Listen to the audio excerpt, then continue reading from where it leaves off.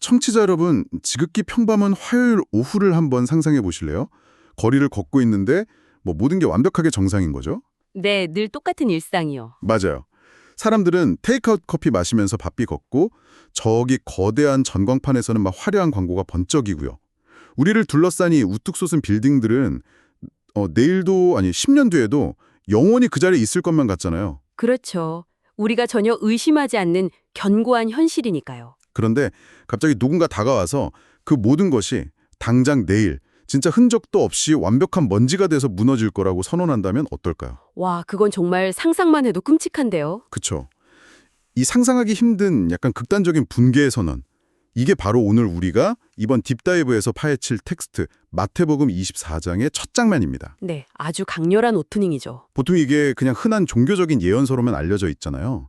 하지만 오늘 우리는 이 텍스트를 철저한 심리전쟁이자 거대한 위기 앞에서 인간이 어떻게 무너지고 또 어떻게 살아남아야 하는지를 다룬 아주 매혹적인 생존 가이드로 완전히 해체해보려고 합니다. 아주 흥미로운 접근입니다. 2000년 전에 쓰인 이 텍스트가요. 사실 오늘날 쏟아지는 그 정보 과잉이나 알고리즘이 부추기는 온갖 위기설 있잖아요. 아, 매일 유튜브나 뉴스에 도배되는 그런 거요? 맞습니다. 그 속에서 끝없이 불안해하는 현대인의 심리를 진짜 너무나도 날카롭게 관통하고 있거든요. 인간의 내면이 위기 상황에서 어떻게 작동하는지 보여주는 뭐랄까 일종의 사회학적 거울이라고 볼 수 있죠. 네. 그런데 시작부터 그 건물이 아주 무섭게 박살이 납니다. 그 예수와 제자들이 예루살렘 성전에서 나오고 있는 1, 2절 장면인데요. 제자들이 막 이 건물 좀 보세요. 웅장하고 끝내주지 않습니까? 하면서 엄청 자랑스러워 하거든요. 그 당시에 성전 건물이 진짜 어마어마했으니까요. 그러니까요. 근데 예수가 거기다 대고 돌 하나도 돌 위에 남지 않고 다 무너뜨려지리라. 그 완전 찬물을 확 끼얹습니다. 이건 거의 저주에 가까운 말 같은데 제자들이 받은 충격이 도대체 어느 정도였을까요? 그걸 이해하려면 당시 성전이 유대인들에게 가졌던 의미를 우리 현대의 관점으로 좀 번역해 볼 필요가 있습니다. 그건 단순히 크고 멋진 종교 건물이 아니었어요. 그럼 국가의 상징 같은 건가요? 그 이상이죠. 지금으로 치면 월스트리트의 금융센터랑 대법원 그리고 국회의사당이 하나로 다 합쳐진 사회와 경제의 심장부 그 자체였습니다. 사람들의 세계관과 일상을 지탱하는 거대한 기둥이었던 거죠. 와, 그게 돌 하나 남지 않고 무너진다. 네, 그건 단순히 건물이 철거된다는 뜻이 아니라 물리적 현실과 우주적 질서의 종말을 의미하는 완전한 선고였습니다. 듣기만 해도 아찔하네요, 진짜. 내가 평생 믿고 의지하던 사회의 기본 시스템이 하루아침에 싹 다 증발해버린다고 상상하면 패닉 그 자체죠. 제자들이 얼마나 공부에 빠졌을지 충분히 짐작이 갑니다. 그래서인지 그 직후에 제자들이 감람산에 앉아있을 때 조용히 다가와서 묻잖아요. 대체 언제 그런 일이 일어납니까? 그리고 무슨 징조가 있습니까? 하고요. 네, 바로 그 질문이야말로 이 텍스트가 보여주는 가장 본능적이고 인간적인 반응이라고 할 수 있습니다. 인간적인 반응이요? 네, 우리 인간의 뇌는 불확실성을 가장 견디기 힘들어하도록 설계되어 있거든요. 통제할 수 없는 거대한 위기가 딱 예고되었을 때 우리는 무의식적으로 캘린더에 날짜를 적어두고 싶어 합니다. 뭔지 알 것 같아요. 날짜를 알면 불안감이 좀 줄어드니까. 정확합니다. 언제 일어나는지 안다면 어떻게든 대비를 하고 내가 통제력을 되찾을 수 있다고 믿는 아주 강력한 심리 방어 기제인 거죠. 맞아요. 저한테도 당장 멱살 잡고 그래서 당장 내일 터집니까? 아니면 10년 뒤입니까? 이것부터 물어봤을 거예요. 당장 경제 위기 뉴스만 나와도 내 주식 언제 팔아야 하는지 그 타이밍부터 막 찾으니까요. 인간이라면 당연한 심리죠. 그런데 이어지는 대답이 제자들의 기대를 완전히 빗나갑니다. 날짜를 딱 알려주기는커녕 첫 마디가 사람의 미혹, 즉 속임수를 받지 않도록 주의하라 이거예요. 네, 아주 중요한 대목으로 넘어왔네요. 그리고 이어서 전쟁, 기근, 지진 이야기가 막 줄줄이 나옵니다. 근데 솔직히 저는 이 대목에서 좀 의아했습니다. 어떤 부분이 의아하셨나요? 아니 전쟁이나 자연재해 같은 비극은 인류 역사에서 단 한 번도 없었던 적이 없지 않나요? 늘 있는 일이잖아요. 이걸 굳이 특별한 종말의 징조나 재난의 시작이라고 부를 이유가 있을까 싶었거든요. 물리적인 재난 현상 그 자체에만 초점을 맞추면 당연히 그런 합리적인 의문을 품게 됩니다.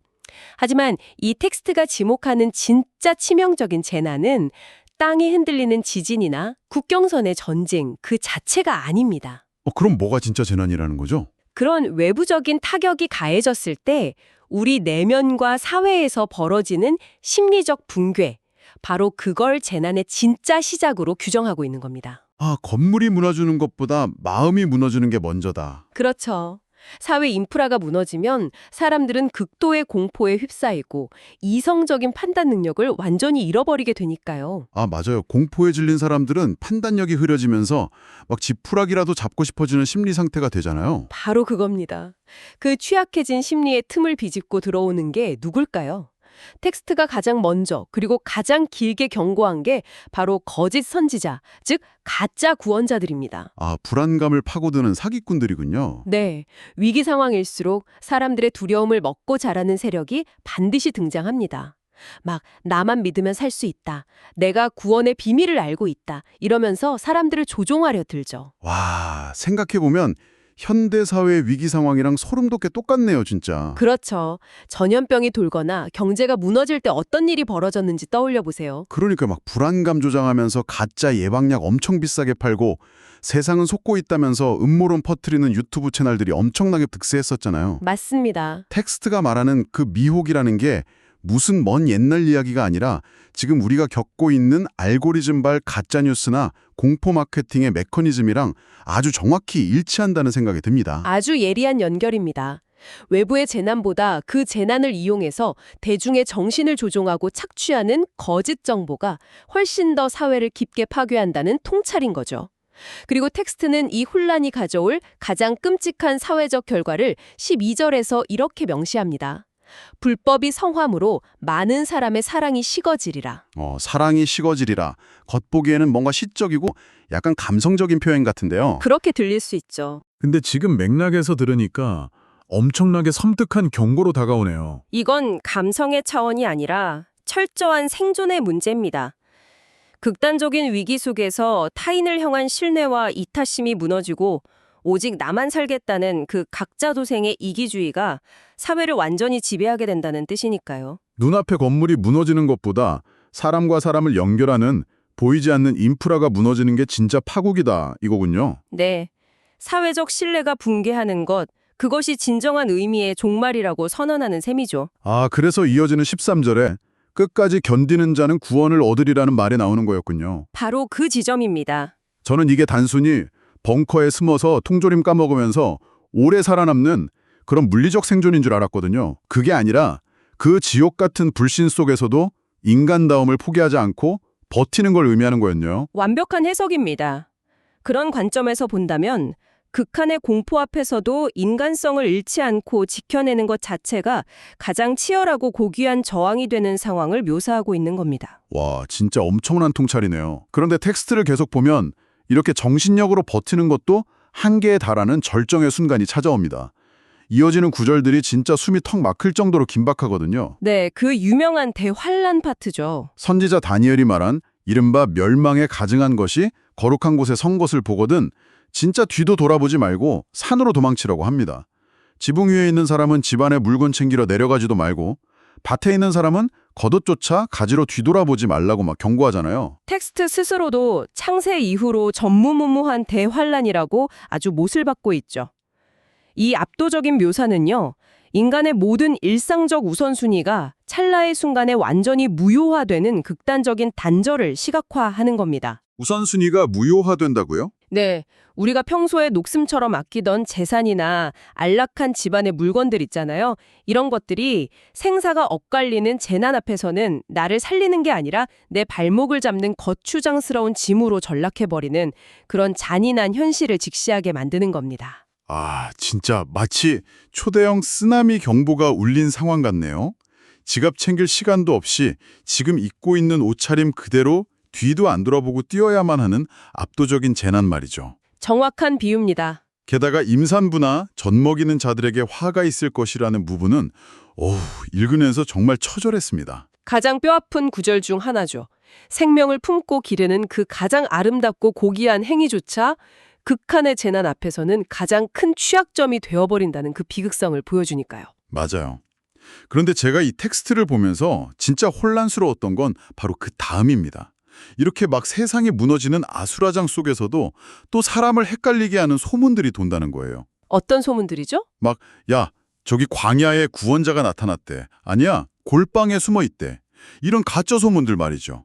아니, 이런 긴박한 상황에 누가 이런 걸 믿을까 싶은데 말이에요. 이게 바로 앞서 경고했던 거짓 선지자들의 전형적인 수법이 다시 반복되는 아주 중요한 대목입니다.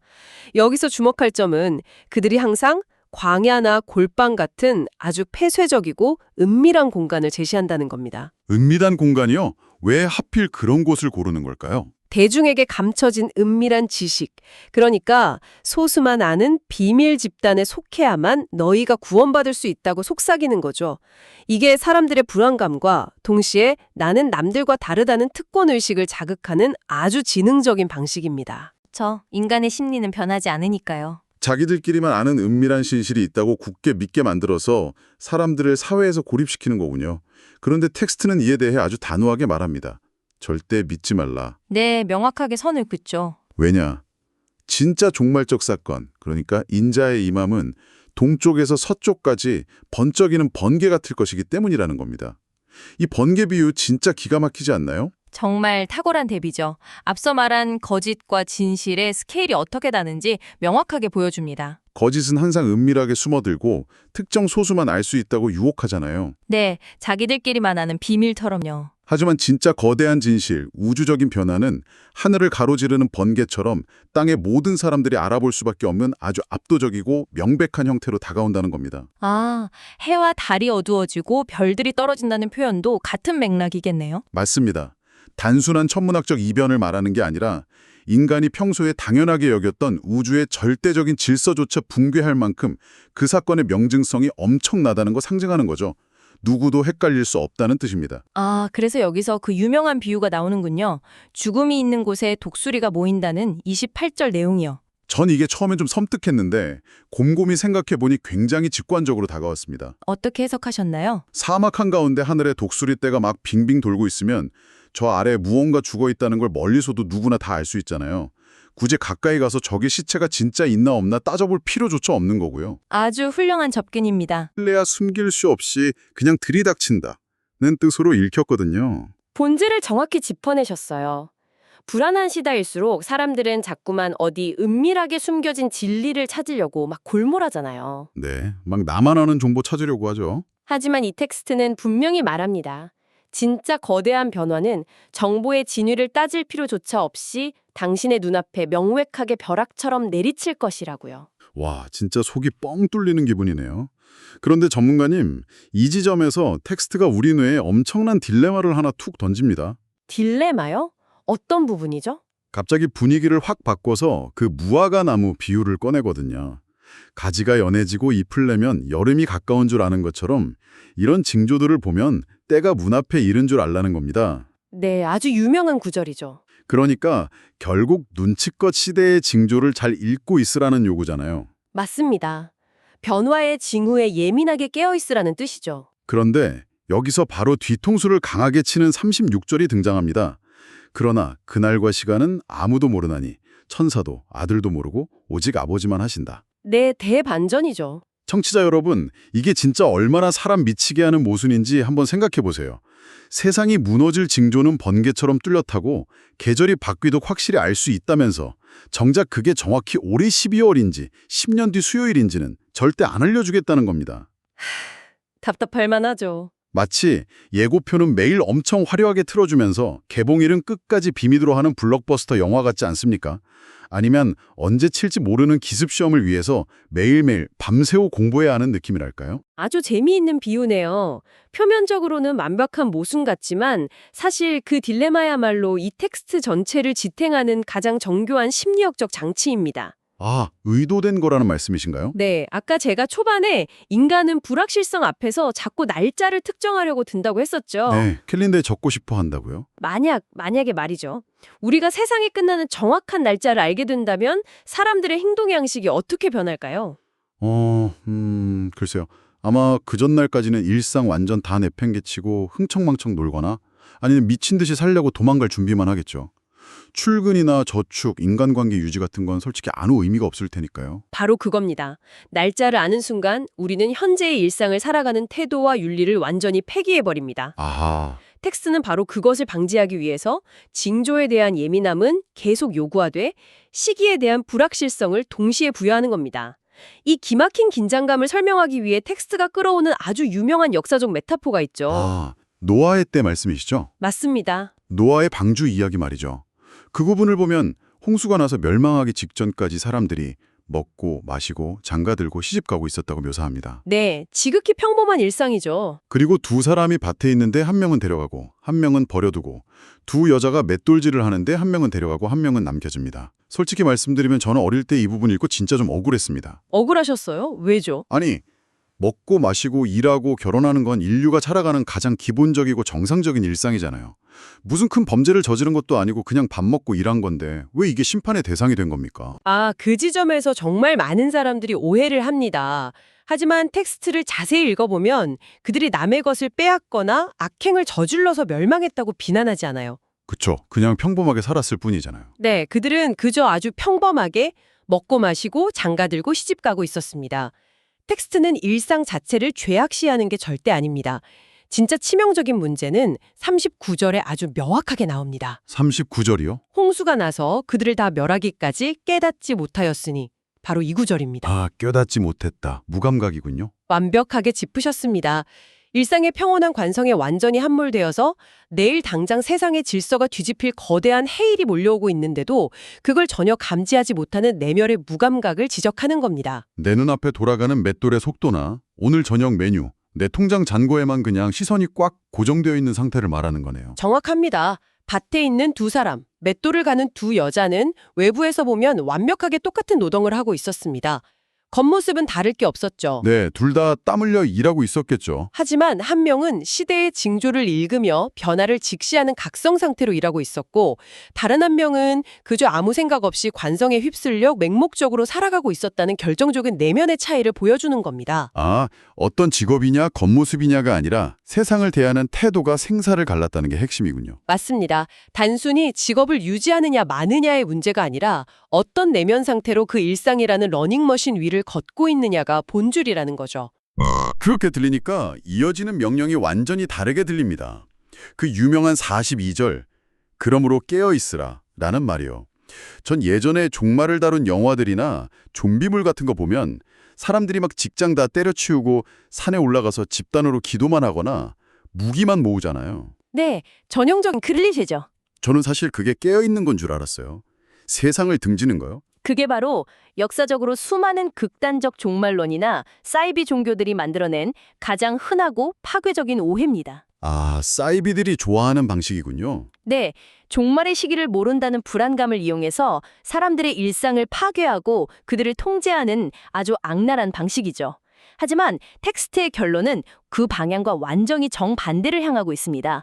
그 덤을 못 받기 위해서 마지막에 아주 결정적인 비유를 제시합니다. 두 종의 비유 말씀이시죠? 네, 주인이 집을 비운 사이 남겨진 두 명의 종 이야기입니다. 이거 보면서 저도 좀 놀랐는데요. 충성되고 지혜로운 종은 주인이 오던 안 오던 때를 따라 집안 사람들에게 양식을 나눠주고 자기 일을 아주 성실히 해냅니다. 반면에 악한 종은 우리 주인이 늦게 오겠지라고 생각하면서 자기 동료들을 막 때리고 술 친구들이랑 방탕하게 먹고 마십니다. 아주 극명한 대비를 이루죠. 결국 예상치 못한 날에 주인이 갑자기 돌아와서 악한 종에게는 슬피 울며 이를 갈게 될 엄청나게 엄한 벌을 내리고요.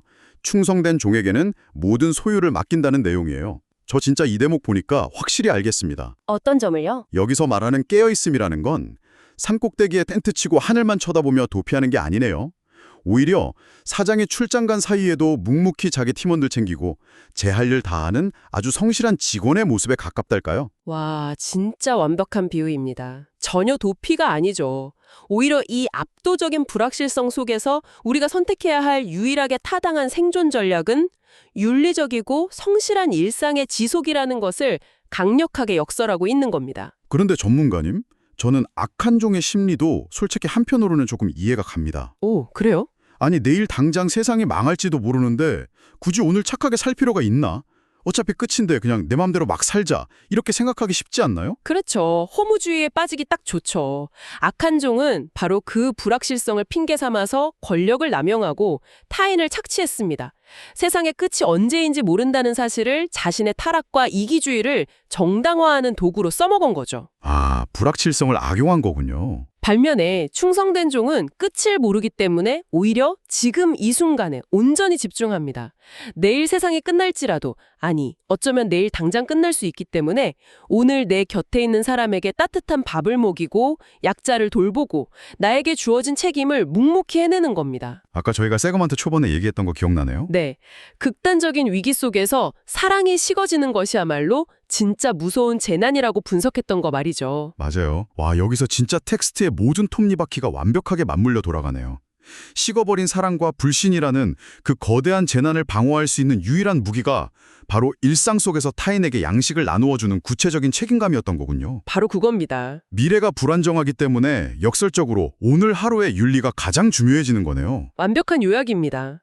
이 텍스트는 결코 공포심을 조장해서 사람들을 통제하려는 얄팍한 협박문이 아닙니다. 협박문이 아니다? 세상에 언제 무너질지 모르는 거대한 불안과 딱 마주했을 때 우리 인간이 그 공포에 잡아먹히지 않고 어떻게 스스로의 존엄성과 연대를 지켜낼 수 있는가를 묻는 아주 고도의 철학적 해답에 가깝습니다. 존엄성과 연대라. 불안에 쫓겨서 광야의 가짜 구원자를 찾아 헤매지 말고 오늘 당신의 밭에서 당신의 맷돌 앞에서 타인에 대한 책임을 묵묵히 다하라는 아주 준엄한 요청인 거죠. 와, 오늘 딥다이브 진짜 숨막히는 여정이었습니다.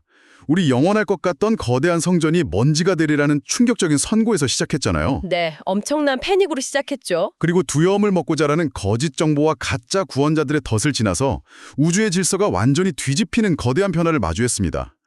그런데 이 모든 압도적인 스케일의 이야기를 거쳐서 우리가 최종적으로 도달한 결론이 놀랍게도 오늘 내가 서 있는 일상에서의 성실함과 타인을 향한 연대로 귀결되었습니다. 가장 평범하지만 가장 위대한 결론이죠. 마태복음 24장을 단순히 오래된 종교 문헌으로만 취급하기엔 진짜 매일같이 온갖 위기설이 쏟아지는 이 현대사회를 살아가는 우리의 불안한 심리를 향해 너무나도 날카롭고 실용적인 메시지를 들이대고 있다는 생각이 드네요. 맞습니다. 정보의 홍수 속에서 징조를 예민하게 읽어내되 불확실성에 압도당해서 소중한 일상을 망가뜨리지는 말 것. 네, 중심을 잘 잡아야죠. 그리고 언제 닥칠지 모르는 위기 앞에서도 묵묵히 타인에게 양식을 나누는 윤리적인 태도를 절대 잃지 말 것. 시대를 불문하고 이보다 더 단단한 생존의 철학이 있을까 싶습니다. 자, 이제 오늘 탐구를 마무리하면서 청취자 여러분께 이 질문을 하나 꼭 던지고 싶습니다. 오늘 텍스트는 무화과 나무의 가지가 연해지고 잎이 나는 것을 보면 계절이 바뀌는 징조인 줄 알라고 단단히 경고했습니다. 아주 예민하게 깨어 있어야 할 부분이죠. 그렇다면 청취자 여러분, 지금 당장 여러분 개인의 삶에 돋아나고 있는 무화과 나무의 잎은 무엇입니까? 어쩌면 여러분의 무너져가는 건강 상태일 수도 있고요. 소통이 꽉 막혀버린 가족관계, 혹은 벼랑 끝에 물린 커리어에서 어떤 변화의 징조가 번개처럼 명백하게 경고 신호를 보내고 있는데도 굳이 외면하고 있을지도 모르죠. 그러니까요. 그저 당장의 루틴을 유지하는 게 편해서 혹은 직면하는 게 너무 두려워서 아까 말한 노아의 때 사람들처럼 그저 맹목적으로 먹고 마시는 관성 속에 숨어버린 것은 아닐까요? 아주 뼈아픈 질문이네요. 무너질 수밖에 없는 낡은 성전의 편안함에 안주할 것인지 아니면 다가올 징조를 똑바로 마주하고 진짜로 깨어있는 삶을 시작할 것인지 그 질문에 대한 대답이 어쩌면 오늘 여러분의 남은 하루를 완전히 뒤바꿀지도 모릅니다. 저희가 준비한 이번 딥다이브는 여기서 마칩니다. 끝까지 함께 깊이 빠져들어 주신 청취자 여러분 정말 고맙습니다.